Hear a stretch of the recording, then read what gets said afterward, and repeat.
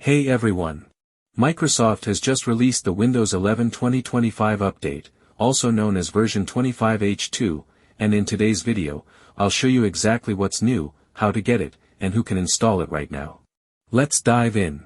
This year's Windows 11 update focuses on security, performance, and a leaner design. It's being delivered as an enablement package, which means it builds on version 24H2, keeping everything streamlined and fast to install. Microsoft has removed older components like PowerShell 2.0 and WMIC, making the system lighter and more secure.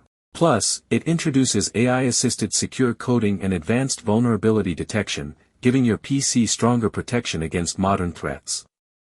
Getting the Windows 11 2025 update is super easy. It's being rolled out gradually through Windows Update, using the same fast, reliable technology as monthly updates. If your device is eligible, the update will appear automatically. But if Microsoft detects compatibility issues, like outdated drivers or apps, your PC might be temporarily held until the issue is resolved. For business and education environments, version 25H2 is already available through Windows Auto Patch and the Microsoft 365 Admin Center. IT admins can start targeted deployments to test app and device compatibility. The rollout starts now for eligible devices, and will expand in the coming months.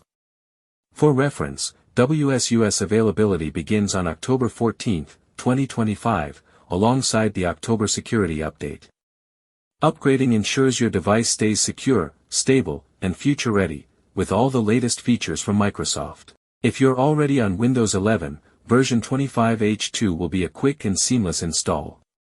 So that's everything about the Windows 11 2025 update, a leaner, more secure, and smarter version of Windows.